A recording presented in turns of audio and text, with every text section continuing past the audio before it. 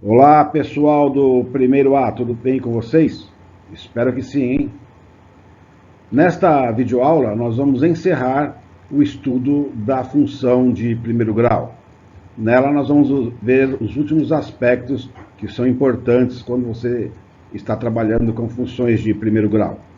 Mas antes de iniciar, roda a vinheta.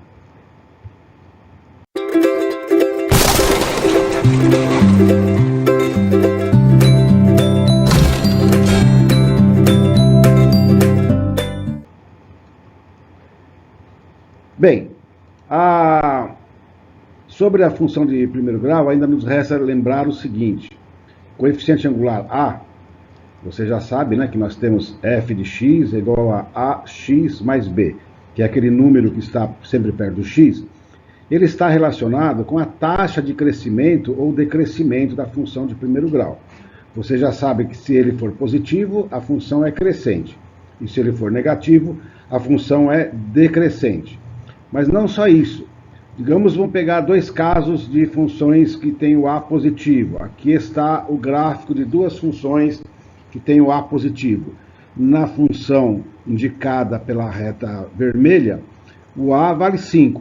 E na função cuja reta é esta verde, o A vale 2, vale 2.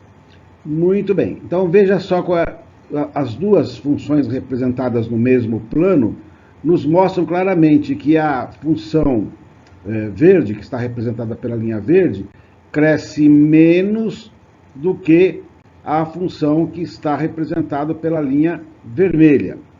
Vamos ver aqui, olha. Quando eu ando do 0 até o 1,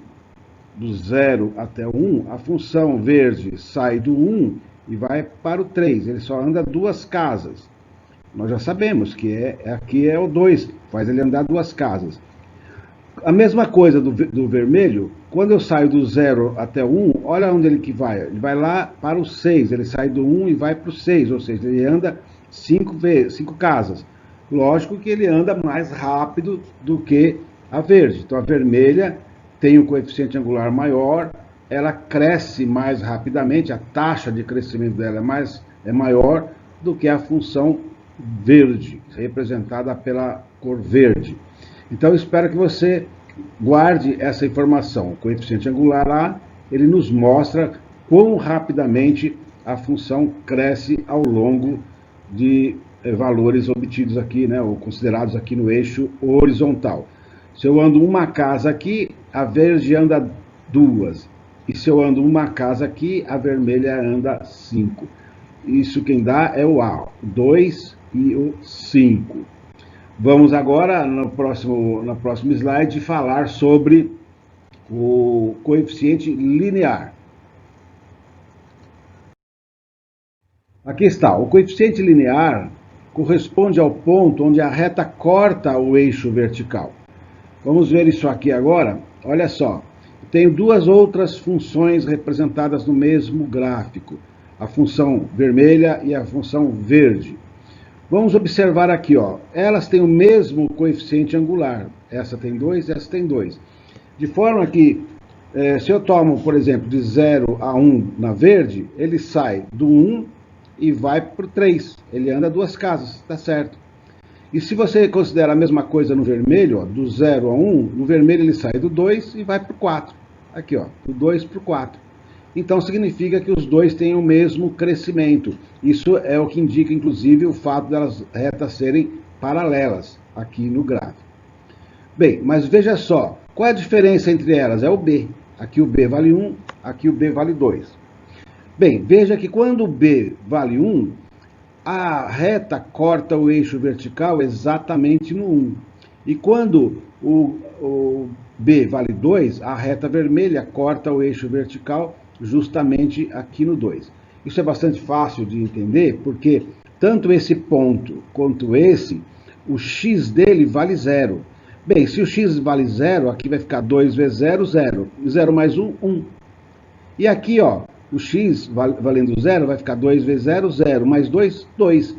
Então é por isso que nós podemos, inclusive, até utilizar o ponto B como um ponto conhecido já, só de olhar para a regra de formação, para a lei de formação da função, você já descobre em que lugar essa reta passa no eixo vertical.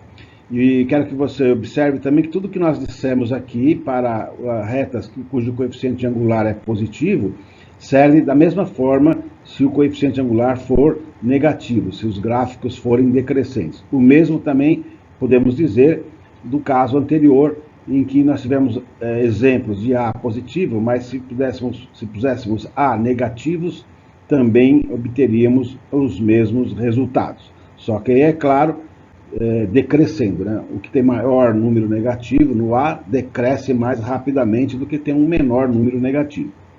Vamos agora para mais algumas informações sobre a função de primeiro grau. Bem, na primeira aula sobre funções de primeiro grau, dissemos que o A e B são números reais e continuarão sendo, mas falamos que o A é diferente de zero. No entanto, podemos ter o B igual a zero. Neste caso, a função se resume em f de x é igual a ax. Já que o B vale zero, nós não precisamos acrescentar ax mais zero, né? Porque acrescentar zero não tem sentido nenhum. Então, nesse caso aqui, o que vai acontecer? A função recebe o nome de função linear. E então, professor, ela não é mais função de primeiro grau? Ela é função de primeiro grau, só que ela, quando você tem esse caso em que o b vale zero, ela passa também a se chamar função linear. Então, tem autores que falam que ela é uma função linear de primeiro grau. Meio redundante, mas já vi isso também. Bom, a sua principal característica é que o seu gráfico passa obrigatoriamente na origem do sistema. Professor, não entendi o que é a origem. A origem é esse ponto aqui, ó, ponto 0 de coordenada 0, 0. 0 no eixo horizontal e 0 no eixo vertical. Então, no caso em que a função é uma função linear, ela obrigatoriamente passa aqui. Dei dois exemplos, não importa o coeficiente angular deles, né? Esse aqui tem um ângulo menor, esse aqui tem um ângulo maior, tem um crescimento menor, um crescimento maior, porém, o fato do B ser zero, né, você tem aqui ambas passando por zero. Isso, inclusive, coincide com o que nós falamos no slide anterior, que o B determina o ponto onde a reta passa no eixo Y. Ora, se o B vale zero, ele só pode passar aqui no ponto de coordenadas 0, 0. Espero que você tenha entendido esta parte também. Bem, ainda podemos falar nesse contexto da função constante. Então, o que é essa função constante? Essa é uma função que podemos estudar a partir da função de primeiro grau. Professor, então ela não é uma função de primeiro grau? Não, ela não é uma função de primeiro grau, mas a gente pode aproveitar que estamos estudando a função de primeiro grau para falar da função constante. Bem, trata-se do caso em que o A vale zero. Então, se A vale zero, não é uma função de primeiro grau, mas chama-se função constante. Assim, a função se resume simplesmente em f de x igual a b, porque se o A é zero, 0 vezes x vai dar zero, então vai sobrar só o b. Qual é a característica desta função? É o seguinte, o gráfico desta função é uma linha reta horizontal, não tem inclinação, passando pelo ponto 0b no eixo vertical. Vamos já explicar isso. Então veja só, se o A não tem crescimento, a função nem cresce e nem decresce. Ora, algo que não cresce nem decresce é o quê? Constante. Então aqui a linha vermelha, a reta vermelha, está representando a função f de x igual a 5. E a reta verde está representando a função f de x igual a menos 2. Então, quando o b, que no caso aqui é o 5, é positivo, a reta passa para cima aqui, ó, do zero. Quando é negativo, passa aqui abaixo do zero. Por que eu estou falando 0b? Porque esse ponto aqui e esse ponto aqui, ambos, o x dele vale zero.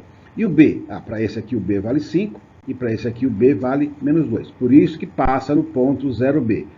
Muitas vezes a gente só fala que passa no ponto B do eixo vertical. Tá certo também, né? Aqui é o ponto B, o 5, do eixo vertical. E aqui é o ponto menos 2 no eixo vertical. Mas matematicamente, ele passa no ponto 0B. Ela é horizontal passando pelo ponto 0B. Muito bem, com isso nós estamos encerrando o estudo das funções de primeiro grau, mas antes de encerrar eu quero deixar claro uma coisa que nós não falamos até agora, mas para o seu conhecimento. Veja só o próximo slide. Diz assim, ó, em letras bem grandes, hein, para você não se esquecer. Observação, a função de primeiro grau na qual o a é diferente de zero e o b também é diferente de zero, chama-se também função afim.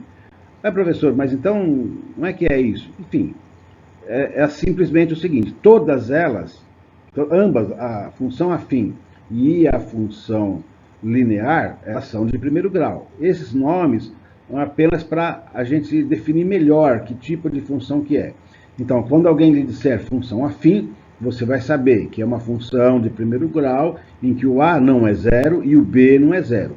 Agora, quando você disser que é uma função linear, você vai saber que o a é diferente de zero, mas o b é igual a zero. É só por causa disso. Espero que você tenha entendido e até a próxima videoaula, quando nós vamos começar a falar da função de segundo grau. Até mais!